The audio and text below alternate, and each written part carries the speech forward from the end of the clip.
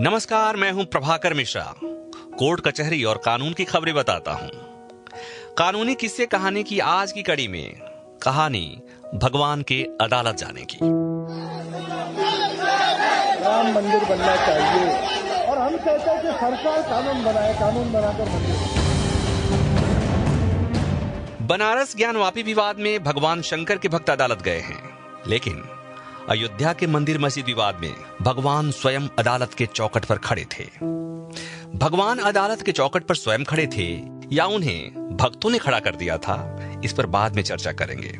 लेकिन पहले रामायण के उस प्रसंग को याद करते हैं जब भगवान राम का राज्याभिषेक होने वाला था। राम के राज्याभिषेक की तैयारी हो चुकी थी। माता कैकेयी ने राजा दशरथ से भरत को राज सिंहासन और राम को वनवास भेजने का वचन मांग लिया। राजा दशरथ किंकर्तव्य विमूढ़ थे। जिस पुत्र का राज्याभिषेक होना था उसे वनवास के लिए कैसे कह सकते थे। राजा दशरथ मूर्छित हो गए। राम को पता चला। कारण सुनने के बाद राम रोए नहीं, घबराए नहीं। मन मुसुकाई भानु कुल भानु, राम सहज आनंद निधानु। भगवान राम के मन की मुस्कान ठीक वैसी ही बनी हुई थी। वे आनंद के निधान भी वैसे ही बने हुए थे।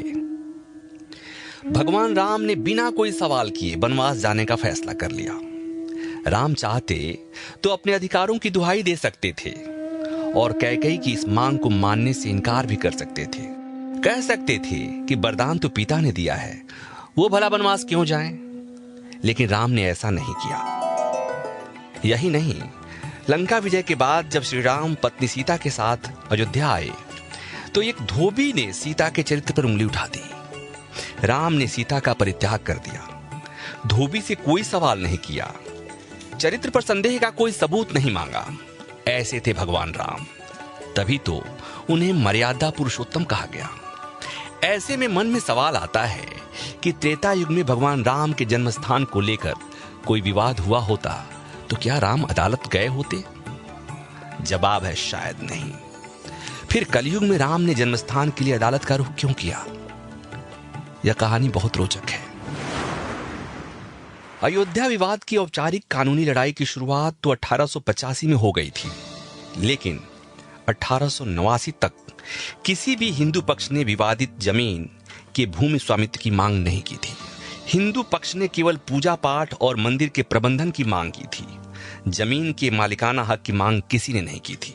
यह बात तत्कालीन गृह मंत्री बूटा सिंह को पता थी, जो उन्हें बहुत परेशान कर रही थी। इसलिए जब 1989 में तत्कालीन प्रधानमंत्री राजीव गांधी ने विवादित परिसर का ताला खुलवाया, बूटा सिंह ने विश्व हिंदू परिषद के तत्कालीन अध्यक्ष को एक संदेश भिजवाया। संदेश स्पष्ट था कि हिंदू पक्ष की तरफ से दाखिल किसी भी मुकदमे में जमीन का मालिकाना हक नहीं मांगा गया है, इसलिए उनका मुकदमा हारना तय है। बूटा सिंह की इस भविष्यवाणी के पीछे एक महत्वपूर्ण कानूनी तर्क था। मुस्लिम पक्ष का दावा था कि सदियों से विवादित जमीन उनके कब्जे में रही है। ऐसे में लॉ ऑफ लिमिटेशन यानी परिसीमन कानून के तहत इतना लंबा समय गुजर जाने के बाद हिंदू पक्षकार विवादित भूमि पर दावा नहीं कर सकते थे। यह कानून बहुत महत्वपूर्ण है। लॉ ऑफ लिमिटेशन किसी विवाद में पीड़ित पक्ष के दावा जताने की समय सीमा तय करता है। इसी कानूनी अड़चन से निपटने के लिए बूटा सिंह ने राम मंदिर आंदोलन से जुड़े लोगों को प्रसिद्ध वकील और देश के पूर्व अटॉर्नी जनरल लाल नारायण सिन्हा से कानूनी मदद लेने की सलाह दी।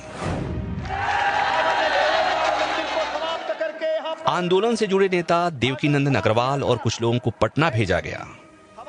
लाल नारायण सिन्हा ने हिंदू पक्षकारों को समझाया कि अगर वो अपने मुकदमे में भगवान को भी पार्टी बनाते हैं तो उससे उनकी कानूनी राह की अड़चनें दूर हो जाएंगी।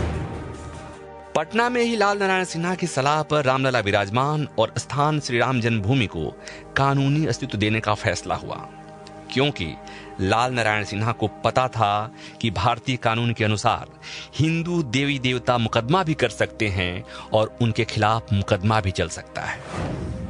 उन्हें एक न्यायिक व्यक्ति माना जा सकता है। अयोध्या के भगवान राम को शिशु रूप में माना जाता है, जो कानून के तहत नाबालिग हैं। सुप्रीम कोर्ट में सुनवाई के दौरान लाल नारायण सिन्हा की यह कानूनी सलाह बहुत काम आई। जमीन का मालिकाना हक भगवान रामलला विराजमान को मिल गया। अयोध्या मामले में एक तरफ मुस्लिम पक्ष था तो दूसरी तरफ स्वयं भगवान खड़े थे। मथुरा मामले में भी उसी तर्ज पर भगवान श्री कृष्ण विराजमान को उनके जन्मभूमि के हक के लिए अदालत में खड़ा कर दिया गया है। एक बार फिर भगवान अदालत के चौखट पर खड़े हैं। अभी के लिए बस इतना ही। ऐसे ही अदालती किस्से और कहानियों के लिए सुनते रहिए पॉडकास्ट 24 आवाज सबकी।